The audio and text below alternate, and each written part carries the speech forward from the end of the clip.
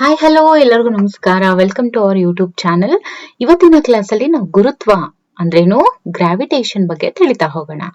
ನೋಡಿ, ವಿಶ್ವದ ಎಲ್ಲಾ ವಸ್ತುಗಳು ಕೂಡ ಪರಸ್ಪರ ಆಕರ್ಷಿಸಲ್ಪಡ್ತವೆ ಅನ್ನುವಂಥದ್ದು ನ್ಯೂಟನ್ ರವರ ವಾದ ಆಗಿತ್ತು. ಅದರಂತೆ ಇವತ್ತಿನ ದಿನದಲ್ಲಿ ನಾವು ಅದನ್ನೇ ನೋಡ್ತಾ ಇದ್ದೀವಿ, ಹೌದಲ್ವಾ? ವಿಶ್ವದ ಪ್ರತಿಯೊಂದು ವಸ್ತುಗಳು ಕೂಡ ಪರಸ್ಪರ ಆಕರ್ಷಿಸಲ್ಪಡ್ತವೆ. ವಸ್ತುಗಳ ನಡುವಿನ ಈ ಆಕರ್ಷಣಾ ಬಲವನ್ನ ನಾವು ಗುರುತ್ವ ಬಲ ಅಂತ ಕರೆದ್ವಿ. ವಿಶ್ವವ್ಯಾಪಿ ಗುರುತ್ವ ನಿಯಮ, ಇದ್ರ ಬಗ್ಗೆ ನಾವು ನೋಡ್ತಾ ಹೋದ್ರೆ, ವಿಶ್ವದ ಯಾವುದೇ ಎರಡು ವಸ್ತುಗಳ ನಡುವಿನ ಆಕರ್ಷಣಾ ಬಲವು ಅವುಗಳ ರಾಶಿಗಳ ಗುಣಲಬ್ಧಕ್ಕೆ ನೇರ ಅನುಪಾತದಲ್ಲಿಯೂ ಅವುಗಳ ನಡುವಿನ ಅಂತರದ ವರ್ಗಕ್ಕೆ ವಿಲೋಮಾನುಪಾತದಲ್ಲಿಯೂ ಇರುತ್ತದೆ. ಇದನ್ನ ವಿಶ್ವವ್ಯಾಪಿ ಗುರುತ್ವ ನಿಯಮ ಅಂತ ಹೇಳಿ ಕರೀತಾರೆ. ಆಯ್ತಾ? ಇನ್ನು ಇದಕ್ಕೆ ರಿಲೇಟೆಡ್ ಆಗಿ ಕೆಲವೊಂದು ಇಂಪಾರ್ಟೆಂಟ್ ಪಾಯಿಂಟ್ಸ್ ಅನ್ನ ನಾವು ನೋಡೋದಾದ್ರೆ, ಬೃಹತ್ ರಾಶಿಗಳನ್ನೊಳಗೊಳ್ಳದ ಹೊರತು ಗುರುತ್ವವು ಒಂದು ದುರ್ಬಲ ಬಲ. ನೋಡಿ, ಯಾವುದೇ ಒಂದು ಬೃಹತ್ ಅಂದ್ರೇನು, ಜಾಸ್ತಿ ವೇಟ್ ಇರುವಂತಹ, ಅಂದ್ರೆ ಜಾಸ್ತಿ ಮಾಸ್ ಅನ್ನ ಒಳಗೊಂಡಿರುವಂತಹ, ಜಾಸ್ತಿ ಮಾಸ್ ಇಲ್ಲದೆ ಇರುವಂತಹ, ಅಂದ್ರೆ ಜಾಸ್ತಿ ಮಾಸ್ ಇದು ಒಳಗೊಂಡಿರ್ಲಿಲ್ಲ ಅನ್ನೋದಾದ್ರೆ ಗುರುತ್ವ ಬಲ ಏನಿರುತ್ತೆ ಅದು ವೆರಿ ವೀಕ್ ಫೋರ್ಸ್ ಅಂತ ಹೇಳಿ ಕರಿತೀವಿ. ವೀಕ್ ಅಂದ್ರೆ there will be weak gravitational force ಅಂತ ಹೇಳ್ತೀವಿ. ಭೂಮಿಯಿಂದ ಉಂಟಾದ ಗುರುತ್ವ ಬಲವನ್ನ ಗುರುತ್ವಾಕರ್ಷಣ ಬಲ ಅಂತ ಹೇಳಿ ಕರಿತೀವಿ.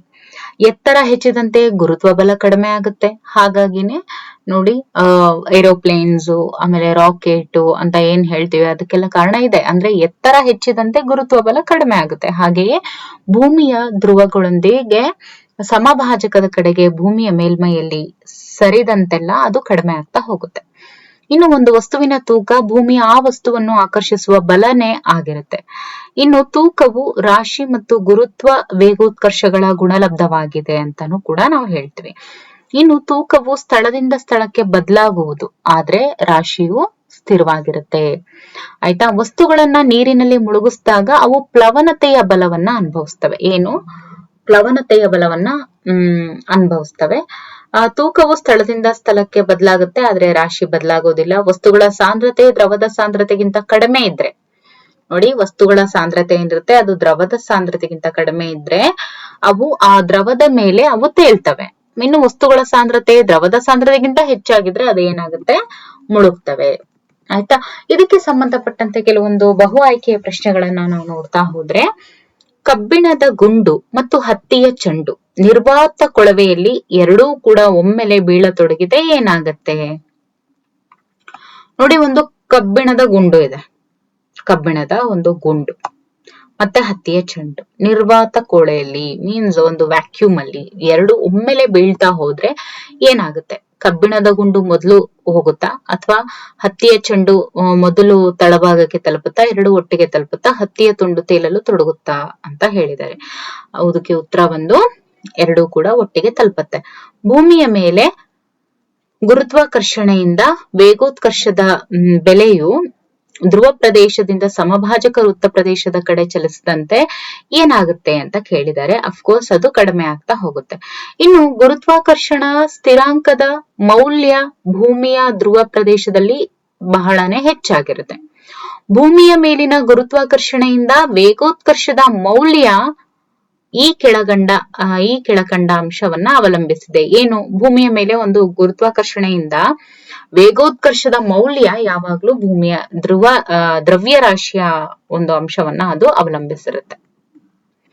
ಇನ್ನು ಚಂದ್ರನ ಮೇಲೆ ವಸ್ತುವಿನ ತೂಕ ಭೂಮಿಯ ಮೇಲೆ ತೂಕಕ್ಕೆ 1/6 ಇರುತ್ತೆ. ಇದು ವೆರಿ ಇಂಪಾರ್ಟೆಂಟ್. ಇದು ಬಹಳಷ್ಟು ಸಲ ಅಂದ್ರೆ ಇದಕ್ಕೆ ಅಪ್ಲೈಡ್ ಆಗಿ ಕ್ವಶನ್ಸ್ ಬಹಳಷ್ಟು ಕೇಳಿದರೆ 1/6. ಆಯ್ತಾ? ಆಮೇಲೆ ಭೂಮಿಯ ಗುರುತ್ವಾಕರ್ಷಣೆಯಿಂದ ವೇಗೋತ್ಕರ್ಷದ ಮೌಲ್ಯ 9.8 ಮೀಟರ್ ಪರ್ ಸೆಕೆಂಡ್ ಸ್ಕ್ವೇರ್ ಇರುತ್ತೆ. ಎರಡು ವಸ್ತುಗಳ ನಡುವಿನ ಗುರುತ್ವಾಕರ್ಷಣೆಯಿಂದ ವೇಗೋತ್ಕರ್ಷ ಈ ಕೆಳಗಿನ ಅಂಶವನ್ನ ಅವಲಂಬಿಸಿದೆ. ಅಂದ್ರೆ ವಸ್ತುಗಳ ನಡುವಿನ ಮಾಧ್ಯಮವನ್ನ ಅದು ಅವಲಂಬಿಸಿರುತ್ತೆ. ಆಯ್ತಾ? ಇನ್ನು ಬೇರೆ ಗ್ರಹಗಳಲ್ಲಿ ಒಂದೇ ವಸ್ತುವಿನ ತೂಕ ಮತ್ತು ದ್ರವ್ಯರಾಶಿಗಳ ಸಂಬಂಧ ಯಾವಾಗ್ಲೂ ದ್ರವ್ಯರಾಶಿ ಸ್ಥಿರವಾಗಿರುತ್ತೆ, ಆದ್ರೆ ತೂಕ ಬದಲಾಗುತ್ತೆ. ಚಂದ್ರನ ಮೇಲೆ 60 ನ್ಯೂಟನ್ ತೂಕವಿರುವ ವಸ್ತುವಿನ ತೂಕ ಭೂಮಿಯ ಮೇಲೆ ಎಷ್ಟಿರುತ್ತೆ ಅಂತ ಕೇಳಿದರೆ, ಎಷ್ಟಿರುತ್ತೆ ಅಂತ ಹೇಳಿದ್ರೆ 1/6 ಅಂತ ಹೇಳಿದ್ವಿ, ಹೌದಲ್ವಾ? ಹಾಗಾದ್ರೆ ಎಷ್ಟಿರುತ್ತೆ ನೋಡಿ. ಚಂದ್ರನ ಮೇಲೆ 60 ನ್ಯೂಟನ್ ತೂಕ ಇರುವಂತಹ ವಸ್ತು ಭೂಮಿಯ ಮೇಲೆ ಅದೇ ಎಷ್ಟು ಇರುತ್ತೆ? 1/6 ಆದ್ರೆ ಅದೇ ಭೂಮಿ ಮೇಲೆ ಬಂದಾಗ ಎಷ್ಟಿರುತ್ತೆ?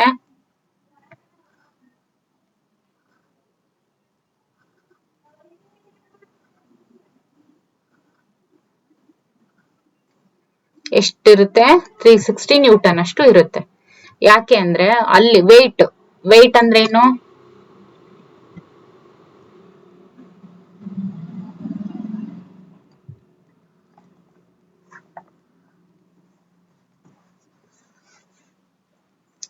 ವೆಯ್ಟ್ ಇಸ್ ಈಕ್ವಲ್ ಟು ಎಷ್ಟು?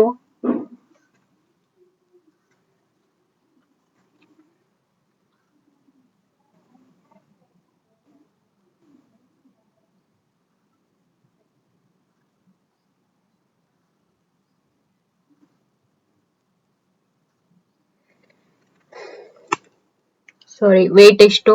mg ಅಂತ ಹೇಳ್ತೀವಿ. ಓಕೆ, mg ಅಂದ್ರೆ ಇಲ್ಲಿ 60 ನ್ಯೂಟನ್ ಇದೆ. ಗ್ರಾವಿಟಿ ಎಷ್ಟು? 9.8, ಹೌದಲ್ವಾ?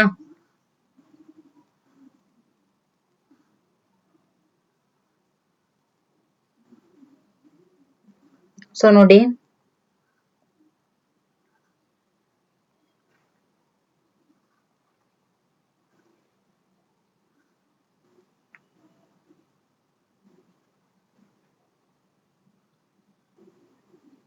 ಚಂದ್ರನ ಮೇಲೆ ಎಷ್ಟಿದೆ? ಅದು 60ರಷ್ಟು ತೂಕ ಇದೆ. ವಸ್ತುವಿನ ತೂಕ ಭೂಮಿಯ ಮೇಲೆ ಅಂದ್ರೆ ಅದು ಭೂಮಿಯ ಮೇಲೆ ಬಂದಾಗ ಎಷ್ಟಾಗತ್ತೆ?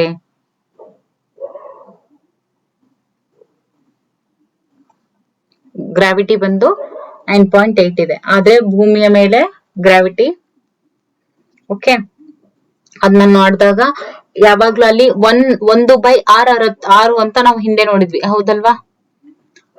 ಚಂದ್ರನ ಮೇಲೆ ವಸ್ತುವಿನ ತೂಕ ಭೂಮಿಯ ಮೇಲಿನ 1/6ಕ್ಕಿಂತ ಅಂದ್ರೆ ಭೂಮಿಯ ಮೇಲಿನ ತೂಕಕ್ಕೆ ಅದಕ್ಕಿಂತ ಅಷ್ಟು ಡಬಲ್ ಆಗಿರುತ್ತೆ ಅಂತ ಹೇಳಿ. ಓಕೆ,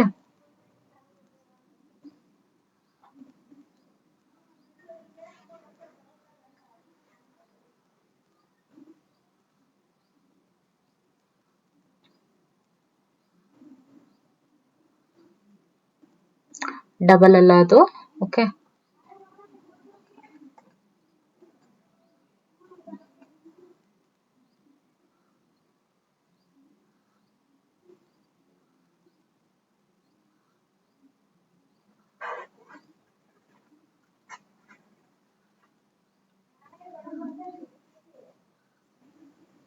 ಸೊ ನಾವು ಈ ರೀತಿಯಾಗಿ ಮಾಡಿದಾಗ ನಮಗೆ ಎಷ್ಟು ಸಿಗುತ್ತೆ?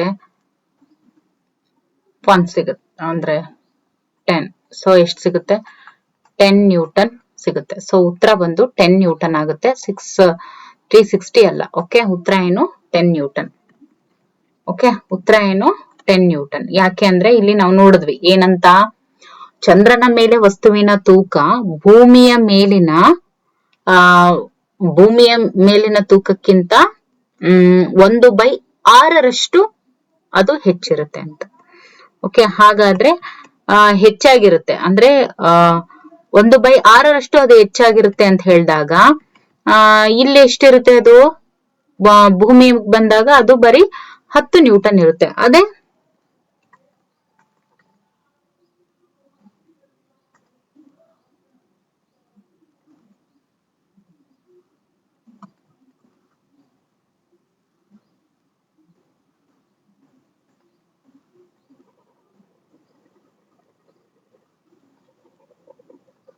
ಸೂತ್ರ ಬಂದು ಏನು?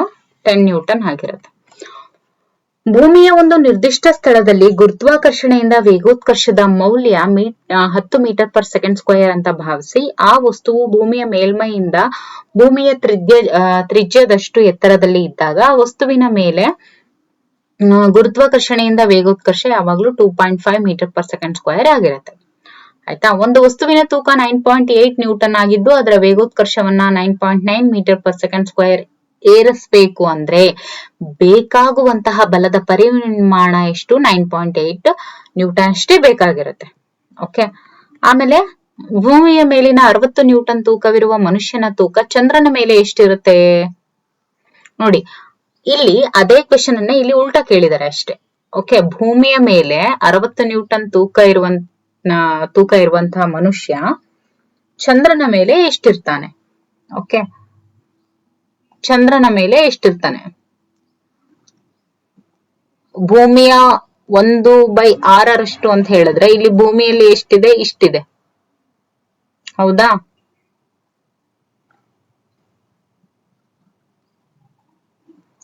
ಸೊ ಎಷ್ಟು? 10 ನ್ಯೂಟನ್ ಎಷ್ಟಿರುತ್ತೆ ತೂಕ ಚಂದ್ರನ ಮೇಲೆ? 10 ನ್ಯೂಟನ್ ಇರುತ್ತೆ. ಓಕೆ, ಸೊ ಇದಿಷ್ಟು ಗುರುತ್ವದ ಬಗ್ಗೆ ಆಗಿತ್ತು. ಓಕೆ.